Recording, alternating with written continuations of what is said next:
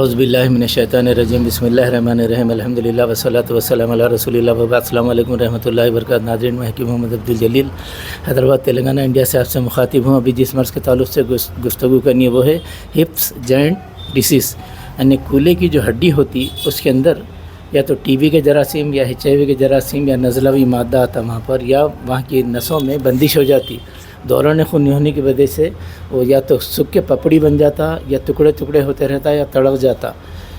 اس کے لیے بہترین دوائی ہے، اس میں جلن بھی ہوتی، تو یہ جو حلوہ ہے الحمدللہ وہ جلن کو مارتا اور نسوں میں جو بلاکیج ہے اس کو کھول دیتا، سر سے لے کے پاؤں تک کے پورے نسوں کا جو ہے بلاکیج کھول دیتا یہ۔